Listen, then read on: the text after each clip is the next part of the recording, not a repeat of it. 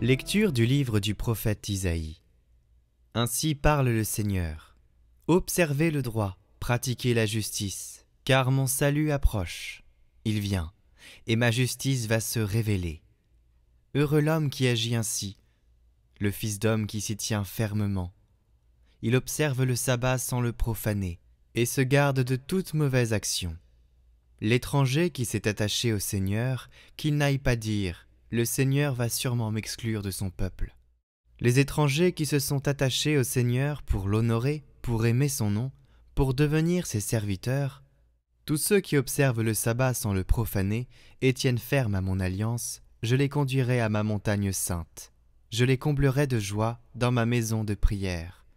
Leurs holocaustes et leurs sacrifices seront agréés sur mon autel. Car ma maison s'appellera maison de prière pour tous les peuples.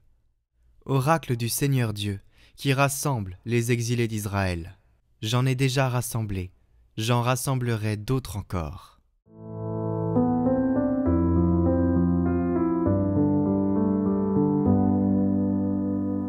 Que les peuples, Dieu, te rendent grâce, qu'ils te rendent grâce tous ensemble.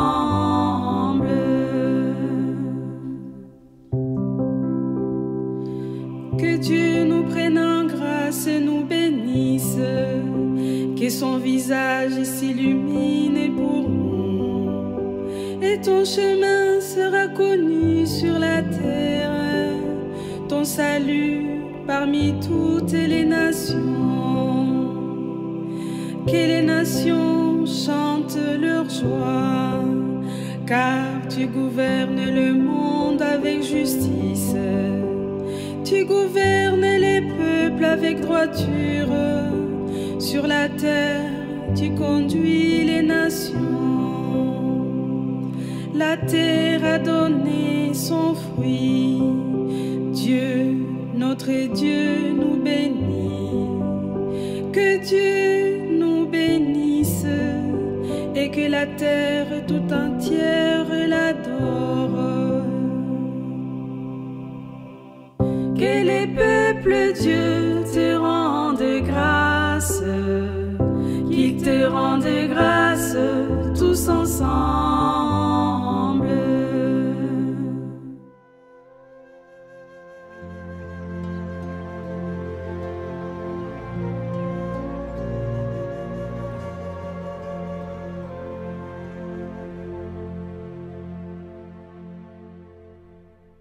Évangile de Jésus-Christ selon saint Jean.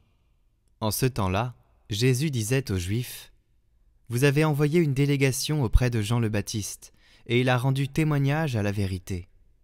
Moi, ce n'est pas d'un homme que je reçois le témoignage, mais je parle ainsi pour que vous soyez sauvés. Jean était la lampe qui brûle et qui brille, et vous avez voulu vous réjouir un moment à sa lumière. Mais j'ai pour moi un témoignage plus grand que celui de Jean. Ce sont les œuvres que le Père m'a donné d'accomplir. Les œuvres mêmes que je fais témoignent que le Père m'a envoyé. »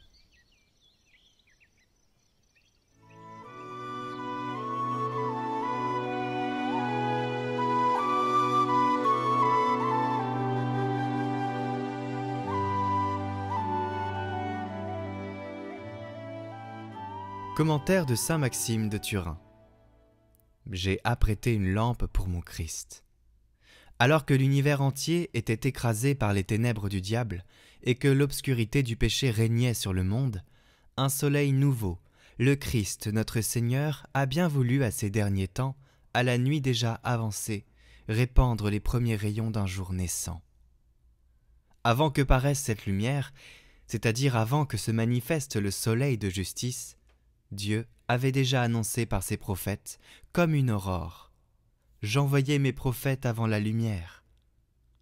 Plus tard, le Christ a lui-même jeté ses rayons, c'est-à-dire ses apôtres, pour faire resplendir sa lumière et remplir l'univers de sa vérité, afin que personne ne se perde dans les ténèbres. Nous, les hommes, pour accomplir les tâches indispensables, avant que le soleil de ce monde ne se lève, nous anticipons sur la lumière avec une lampe. Or, le soleil du Christ, lui aussi, à sa lampe qui a précédé sa venue, comme dit le prophète. J'ai apprêté une lampe pour mon Christ. Le Seigneur indique quelle est cette lampe, en disant au sujet de Jean-Baptiste, celui-là est la lampe qui brûle et qui luit. Et Jean lui-même dit, comme s'il était la faible lueur d'une lanterne que l'on porte devant soi, « Mais vient celui qui est plus fort que moi, et je ne suis pas digne de délier la courroie de ses sandales. Lui vous baptisera dans l'Esprit Saint et le feu. » En même temps, comprenant que sa lumière devait être éclipsée par les rayons du soleil, il a prédit « Il faut qu'il grandisse et que moi je diminue. » En effet, de même que la lueur d'une lanterne s'éteint à l'arrivée du soleil, de même le baptême de remplir proclamé par Jean a perdu sa valeur à l'arrivée de la grâce du Christ.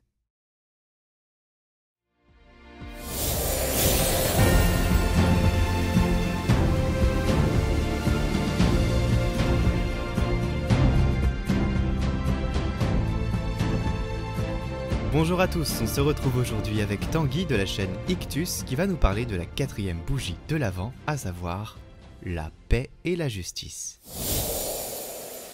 Salut à toi internaute, ça y est, derrière ligne droite, la semaine prochaine c'est Noël. Et il nous reste donc à parler de la dernière bougie. La dernière ligne droite, c'est la bougie de la justice et de la paix. Alors on a préparé notre cœur avec le pardon, la foi, la joie. Alors pourquoi cette signification pour cette dernière bougie? Tout simplement parce que cette dernière bougie, c'est le pourquoi de la venue de Jésus sur terre qui annonce un nouveau règne fait de justice et de paix. Alors pourquoi il y a ces deux mots combinés pour la dernière bougie? Tout simplement parce qu'il ne peut y avoir de paix sans justice et de justice sans paix. Et comme chrétiens, justement, nous devons apporter la paix et la justice dans tous les aspects de notre vie et de notre société. Que ce soit la paix avec nos collègues au travail, que ce soit la paix avec les personnes de notre famille, nos voisins ou même avec d'autres pays et d'autres religions. Alors voici tes 3 derniers défis à vivre jusqu'au jour de Noël. Premier défi, tu peux participer à un temps de prière pour la paix dans le monde. Beaucoup de guerres font rage actuellement dans le monde, notamment en Ukraine, et tu peux prier pour ces différentes personnes, que ce soit d'un côté ou de l'autre, qui subissent cette épreuve. Avec la foi que tu as reçue ces derniers jours, tu peux prier Jésus pour qu'il vienne sur ces champs de bataille et qu'il vienne apporter sa paix et sa justice.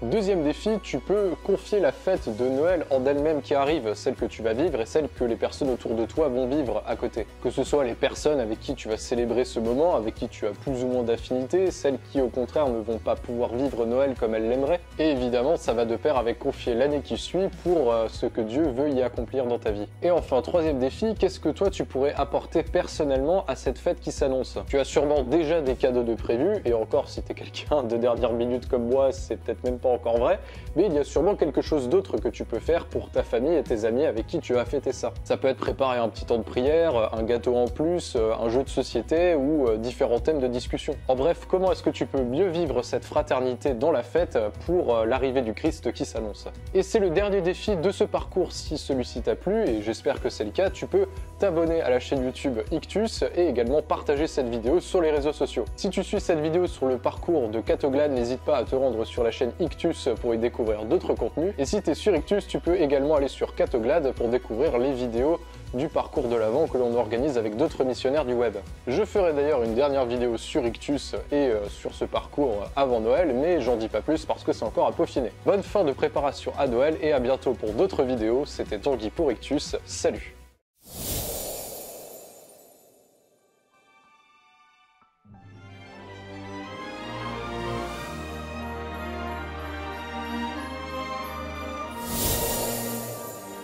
Et on se retrouve demain avec Julien, c'est-à-dire moi-même, qui vous parlera d'un sujet tout simple, l'émerveillement.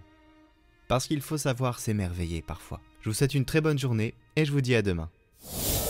Retrouvez ce parcours sur nos chaînes YouTube Catoglade après les lectures du jour, sur Catoglade Prière en individuel, sur notre newsletter ainsi que sur notre compte Instagram.